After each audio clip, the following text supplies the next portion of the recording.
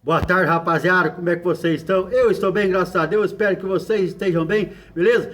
Eu vou avisando vocês que eu estou no trabalho tentando ganhar um dinheiro, beira de avenida, passar ônibus, caminhão, carro com funk, moto barulhenta, gente falando. Não repare, beleza? Nós temos notícias do Mengão aqui para vocês, notícias importantes, tá ok? E polêmicas também. Mas antes, deixe seu like, faça comentário, se inscreva no canal e dá um apoio pra gente aí, beleza? Tamo junto. E a rapaziada, com a contratação do Lucas Paquetá, beleza? Essa janela de janeiro se tornou a janela que o Flamengo investiu maior quantidade de dinheiro, maior valor financeiro que o Flamengo teve que pôr nessa janela. Lógico que tudo por culpa da contratação do Lucas Paquetá, que foi 42 milhões de euros. Beleza? Então, o Flamengo bateu o recorde em uma janela de transferência. A partir do momento de 2022, olha aqui. Em 2022, o Flamengo teve a primeira janela, que é a de janeiro, que a gente chama de primeira janela, e a segunda janela é a do meio do ano. Então, na primeira janela de 2022, o Flamengo investiu 61 milhões. Na segunda janela de 2022, o Flamengo investiu 100. Aí vamos para 2023. Na primeira janela de 2023, o Flamengo já investiu 114, foi só subindo. Mas quando chegou na janela de 2023, o Flamengo investiu menos, que foi 89 milhões, né?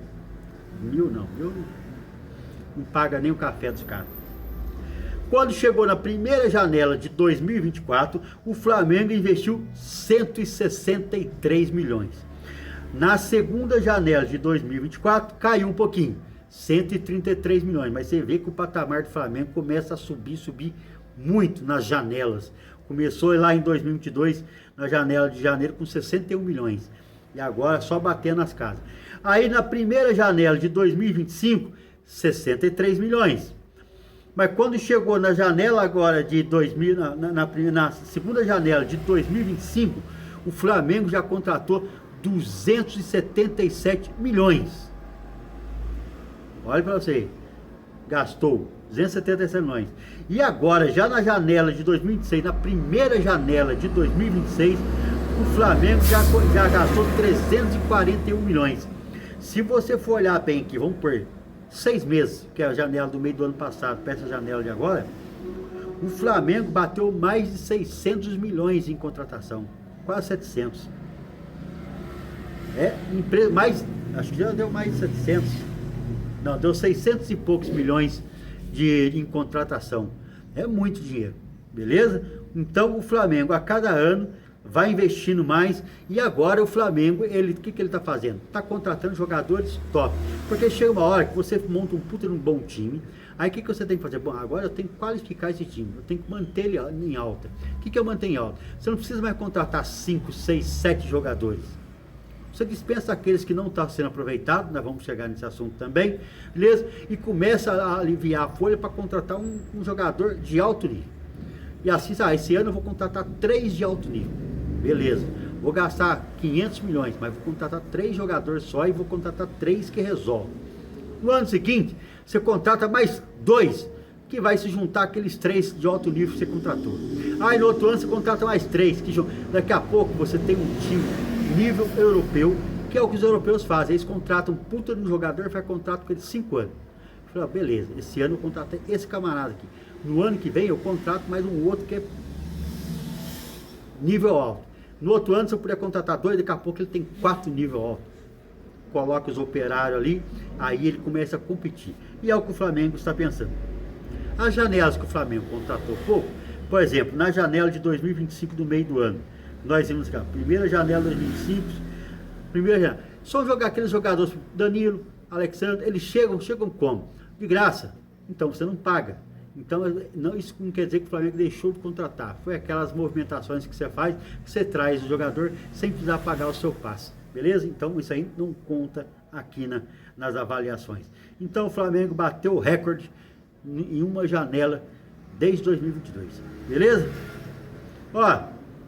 E o Danilo, uma entrevista que ele deu, ele disse que pretende encerrar a carreira no final do ano, beleza?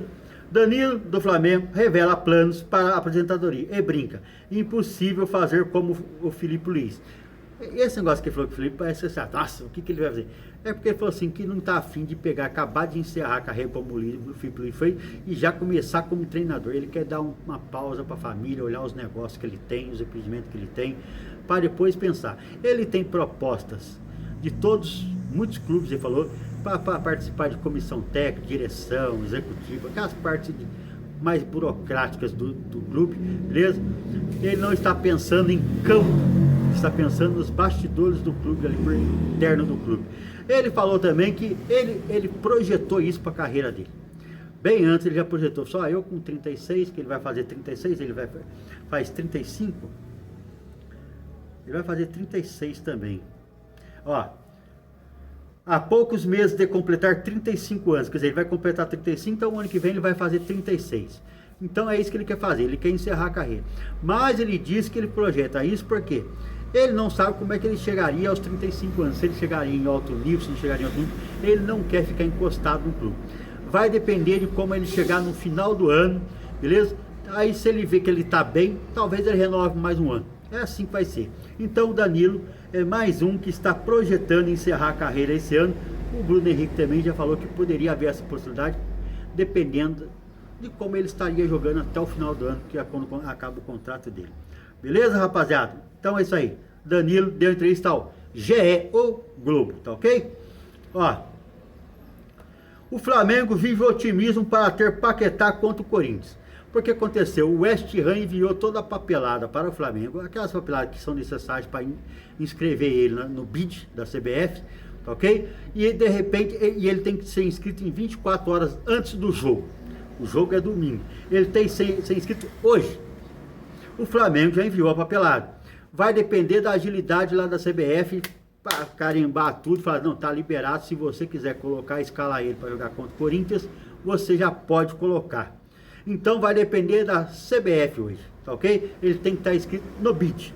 Ainda não foi divulgado, estou vendo as notícias aqui o tempo todo, já estamos quase 1h da tarde, e até agora não foi divulgado no BID da CBF. Infelizmente, então, eu estou fazendo um vídeo aqui nesse horário, e ainda não foi divulgado no BID da CBF. E por que você, pô, mas é muito arriscado? Não, não é que é arriscado. O Paquetá, na verdade, pelos exames médicos que fizeram aqui, conforme eu estou vendo aqui na ESPN, ele está até melhor que os jogadores do Flamengo. Por que ele está melhor? Como assim? O cara acabou de se contar. Ele está em meio de pré-temporada, ele é em meio de temporada na Inglaterra. Ele já fez pré-temporada, ele já jogou. Está com preparo físico um dia.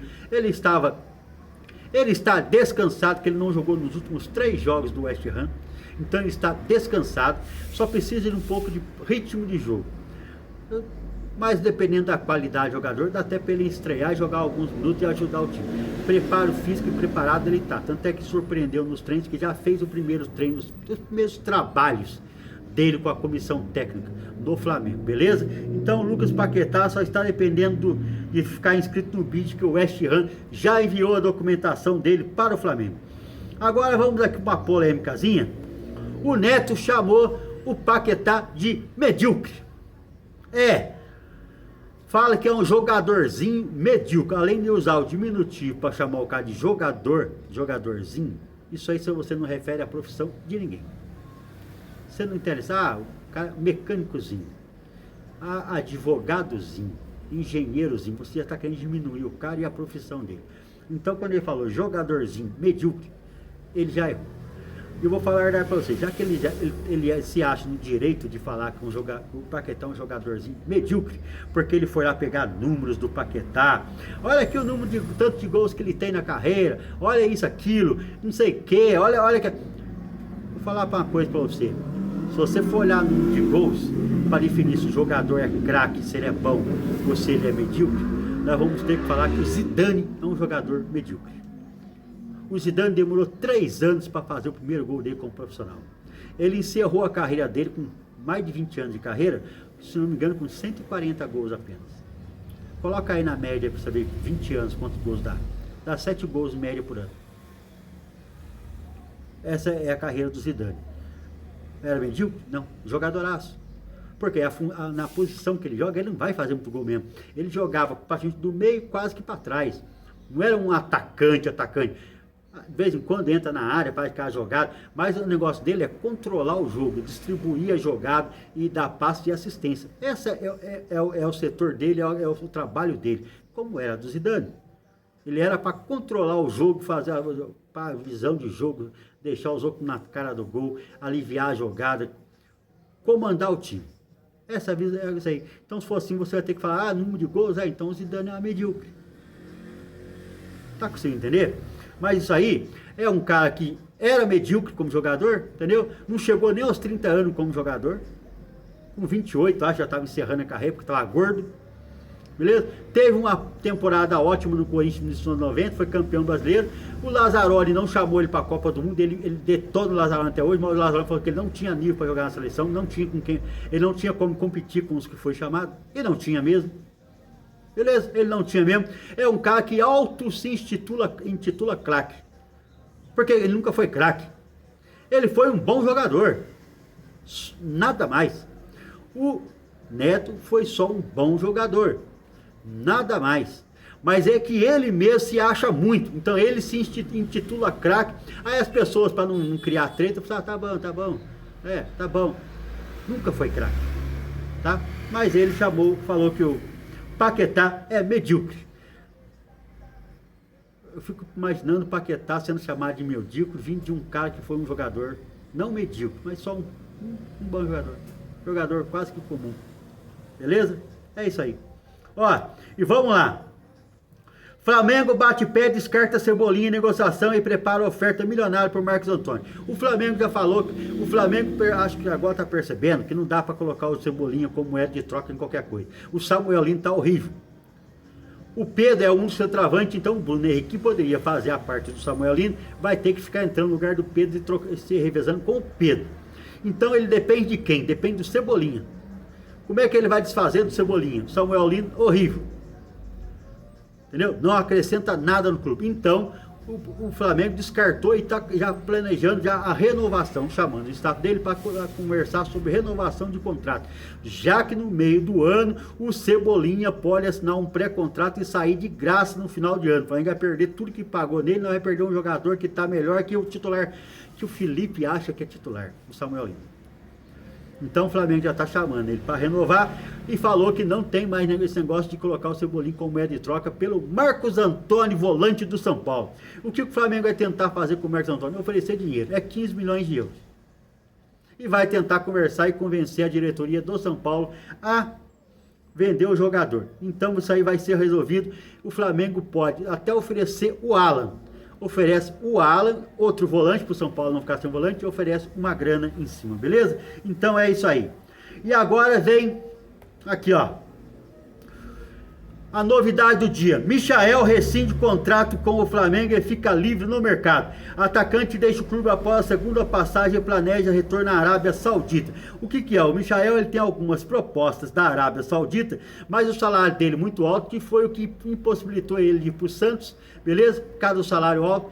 Aí ele e o Flamengo, como tem uma boa relação, sentaram, conversaram e rescindiram o contrato amigavelmente, beleza? O Flamengo pagou algumas partes lá, ele abaixou, falou, não, eu tenho tanto para receber, você me paga um tantinho aí, tal, me libera, que assim eu fico livre, aí eu fico livre para negociar o meu passe com quem eu quiser, tá ok? E eles chegaram a um acordo e o atacante de 29 anos rescindiu amigavelmente seu contrato com o clube, que tinha duração até o fim de 2028.